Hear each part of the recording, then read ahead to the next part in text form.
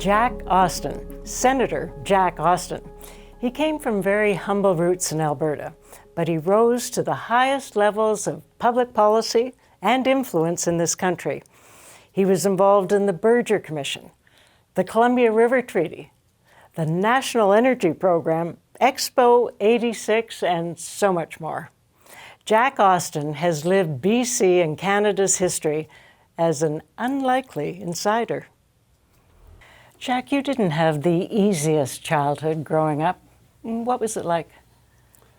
Well, it wasn't easy for a lot of people. I grew up in the 1930s, born in Calgary in 32, into a deep depression. And my family suffered greatly through that depression with unemployment, my father's unemployment for a period of time, and then when he was employed, an industrial accident that put him in the hospital for a year. So, we lived through the 30s with the indulgence of lots of other people, family, but also friends. And of course, as a young child, I didn't know I was suffering. I thought that was the way life was. I went to a corner store to ask for a cabbage or a turnip. How could they turn down a begging 5-year-old? So throughout all of this, and perhaps as a result of it, you found inside yourself the determination to work hard and move forward. Did you ever, during that growing up time, think about public service or public policy? Did you have any mentors in that field? I never gave thought to public service. I didn't know what it was, quite frankly, as a teenager, or even essentially as a student. I was aware there was a government, but I was, for reasons that I can only calculate and not be sure of, I developed a strong interest in power, why people had it, how did they get it, and in money, because I linked the two together. Money seemed to give power. And so there you came and you became one of the strongest, powerful voices in Ottawa. You became for many years the face of BC in Ottawa. So you've named your book Unlikely Insider. Mm-hmm. So how did that happen? Well, there's so many what I consider to be unlikelies happen in my life. I mean, I think it was unlikely that I would go to university, but I worked my way through university. I earned my money at the Calgary Brewery, washing beer bottles in the summer and working my dad's store. How likely was it that I ended up in law? Politics, how did it come into play? It came up into play through an accident, as all my unlikelies seem to me to be unlikely accidents, good accidents. Arthur Lang attended a lecture I gave to the Canadian Institute of International Affairs in Vancouver. I didn't know who he was. I'd never heard his name, quite frankly. I got to know him and respected him. And then I'm off at Berkeley doing my doctoral work, and he phones me and says, the government has just declared an election. This was John Diefenbaker in 1962, and I want the nomination in Vancouver South. Would you help me get it? I said, Art, I know nothing about politics. I've never been involved in politics. But anyway, I came back and I ran his campaign in 62, and then ran his campaign in 63, and then he became a minister of Northern Affairs and National Resources. And then the most unlikely, he asked me to be his executive assistant. And I said, Art, what's that? No idea what an executive assistant was, or any idea of going to Ottawa before he made that suggestion. So let's concentrate on Ottawa. You know, for a Westerner, it is a long way away. And I think there's a feeling, especially in British Columbia, that there's a Laurentian elite, Toronto, Ottawa, Montreal. Totally true. They talk to each other. They're all the consultants and the influencers. And our voice, British Columbia's voice, doesn't get heard. That was then, but that isn't now. Really? Really. Absolutely, when I first went to Ottawa, British Columbia wasn't on the Laurentian or Central Canadian political map. BC was beyond the mountains. And it was not making money for Canada. It was okay. There was a railway. You could bring things from Asia. That was fine. But Canada paid for the railway, not British Columbia. So those were the attitudes. And so BC had no national suasion for a very long time. And, you know, the famous dictum that we had that Vancouver's 3,000 miles from Ottawa, but Ottawa's, 30,000 miles from Vancouver. So there was a lot of result. BC politics was Fed bashing, as we called it, a phrase that they didn't understand in Ottawa for a while. But every government, whatever its political stripe, ran against Ottawa and the hostility of central Canada. And in my book, I make the case, I believe, for a complete change with the era of the Bill Bennett government and Expo 86. And the result of the federal government coming into Expo 86, a role that I played, was a change in BC political culture. Alberta and Saskatchewan are in particular provinces that think they have economic interests to defend against national interest. And I lived through that entire experience in the 1973 energy crisis when I was Deputy Minister of Energy, Mines and Resources. In 73, the Middle Eastern producers suddenly raised the price of international oil.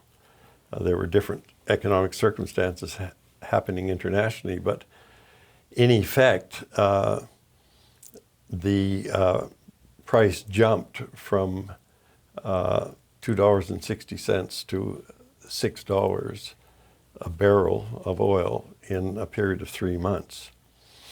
And I'll just go into the Canadian side of it.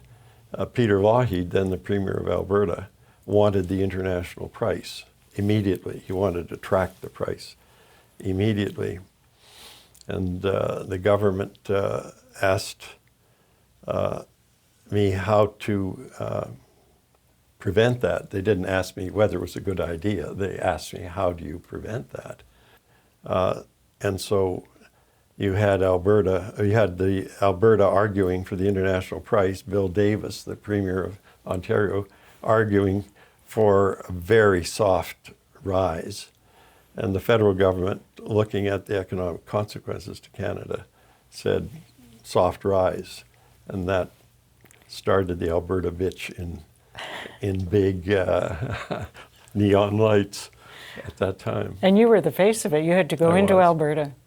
I was sent to Alberta to reason with them. And Lougheed wouldn't see me. I knew him. I knew him from my Calgary high school days, Peter Lougheed. And the oil guys didn't like you? No, of course not. You were, as a lawyer, of course, somewhat protected. You're working in a controlled environment, and even behind the scenes a little bit in Ottawa, you were protected.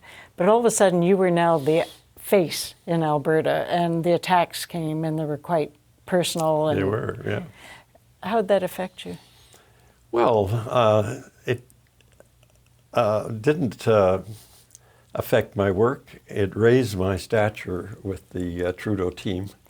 It empowered me with Pierre Trudeau himself because he saw me standing up to and defending and so forth and so on.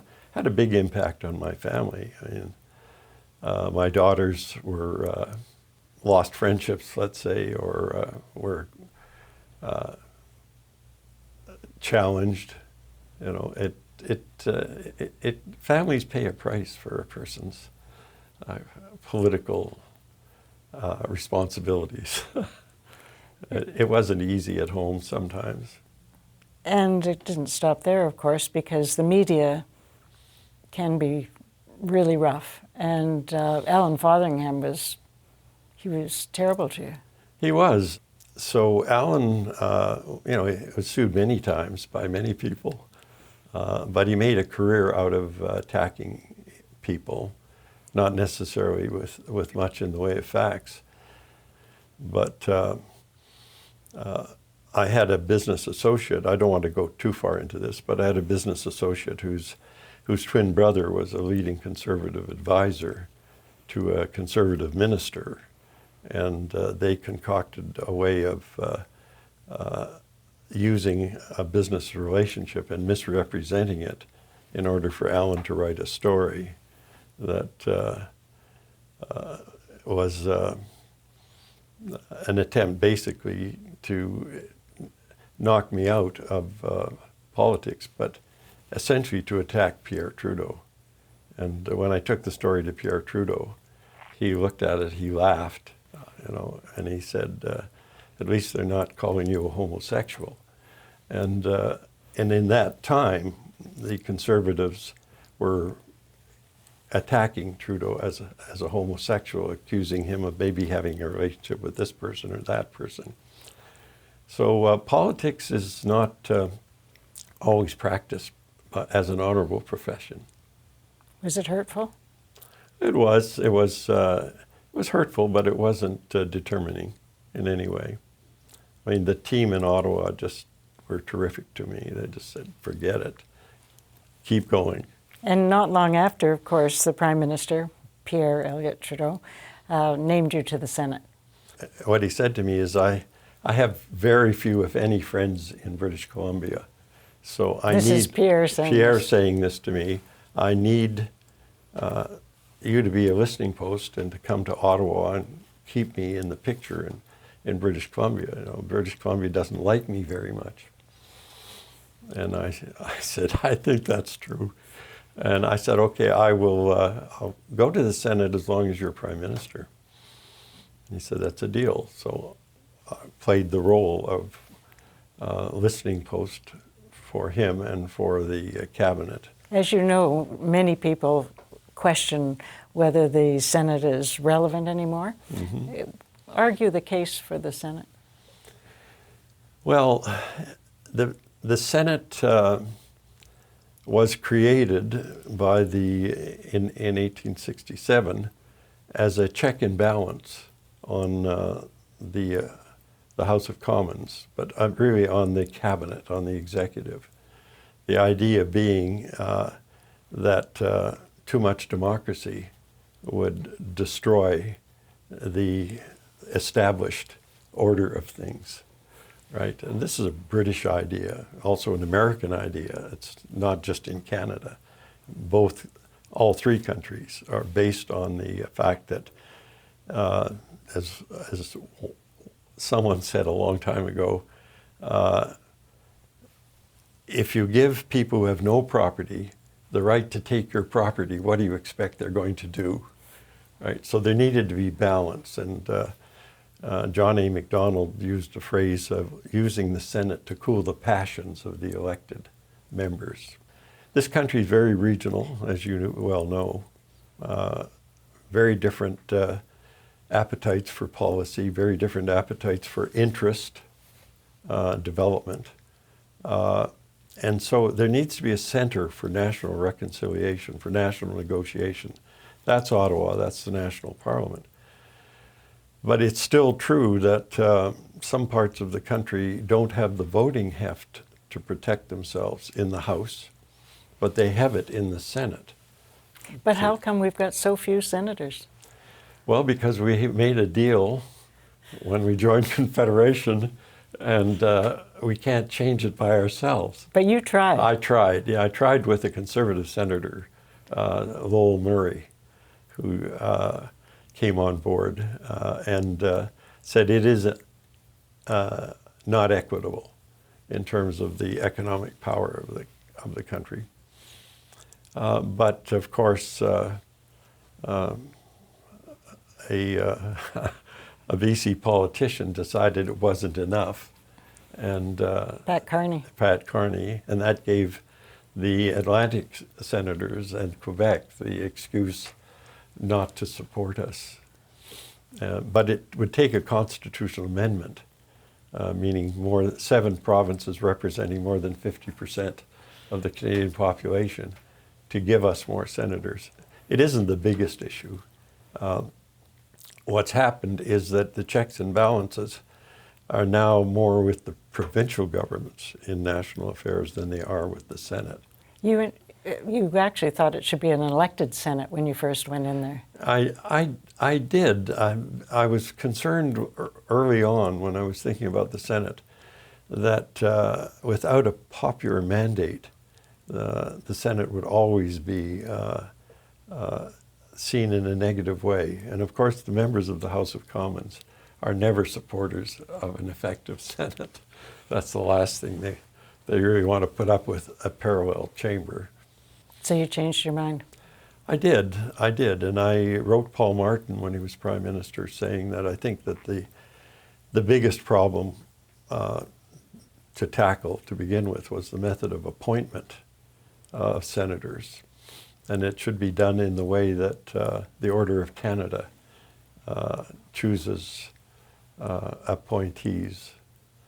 In other words, by a pristine, nonpartisan jury that decides if the applicant is eligible or not eligible. So Paul said to me, he got the letter, said to me at a cabinet meeting, "It's an interesting letter. After the next election, let's talk about it." And of course, for him, there was no after the next election. So looking broadly at the question of partisanship, do you see it? You've been there for so many years. Do you see it getting worse, nastier? Yes. For my active lifetime, you had 2 national parties in the Liberals and the Conservatives. The NDP had, excellent members, but never an opportunity to form a government, not even in Layton's time as official leader of the opposition. You had the 2 old national parties, and their policy and philosophical differences were not great. One was on this side of the center line and the other was on that side of the center line, but their policies were largely pragmatic. This is not the case today.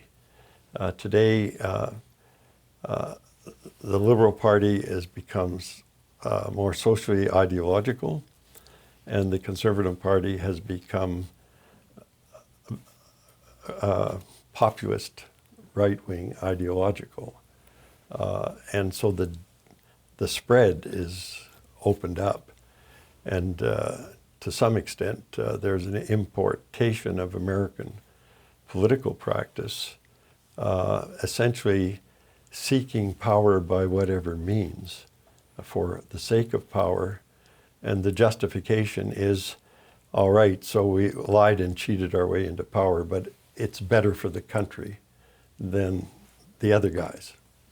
So the ends justify the means. Politics is now the dominant game in the U.S., particularly with one party. And there are signs of that in Canadian politics because it works. So you take an issue, China. So being a political operative, amongst other things, you look at a poll, 81% of Canadians do not approve of China. So what does an opposition party do when it sees that? It, of course, seeks to become the leader of that parade. This is a country which is not going away, which is going to be which is a major economic factor, a major military factor, a major security factor. Is this a country with which we want no relations? Yeah, there are a lot of countries that, are trying to play a role with their diasporas, their external diasporas. in a number of countries where those diasporas exist. You know, seen outside Canada, this debate talks about Canadian naivety. India, for example, is a far more active country in terms of its diaspora. Its concerns about Khalistan, its concerns about independence for Punjab, the activists. Certain countries, there are pressures that actually become part of their internal politics. When you mentioned China, you brought up the topic. I was thinking of during COVID, which was a difficult time, of course, for everybody. But one of the things that came out of it was a lot of anti-Asia rhetoric and hate. That racism came to the surface. I don't know if it was always there, but it certainly came to the surface.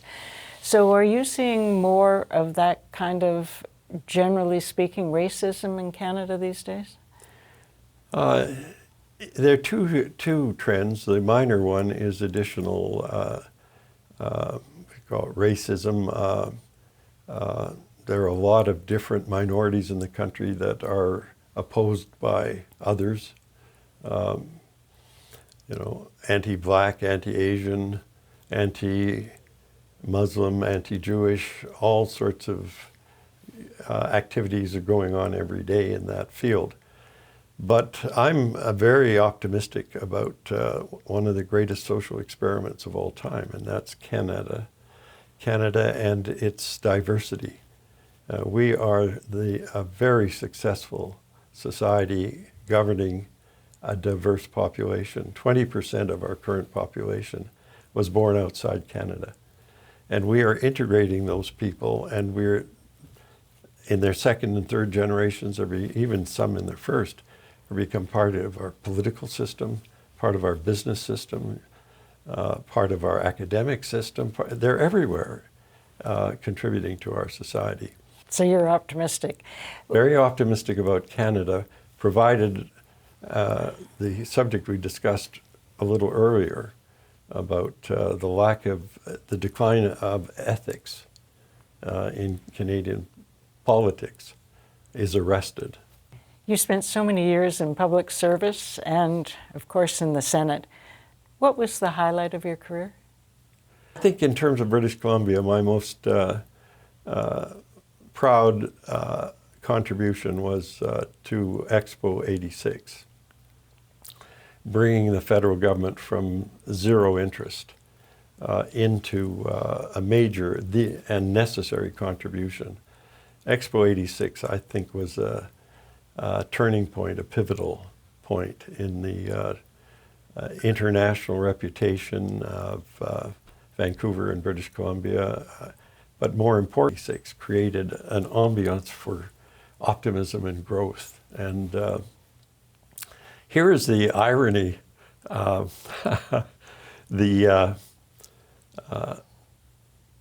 Pierre Trudeau was anything but popular throughout his political career here in British Columbia. But he's the man who made the difference. He's the man who told his cabinet, this is what we're going to do. Jack, you're looking back as you have with writing your own biography, you think about all the patterns and things you've seen. Any regrets looking back? Oh, not serious regrets, but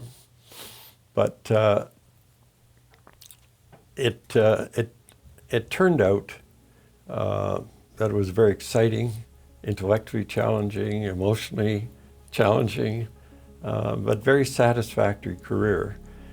I don't have this regret terribly, but maybe my daughters would have liked me to be back in business and build a personal net worth of something, rather than give my time to earning no money. You know, I gave up the business opportunity for public service. I don't regret it for a minute.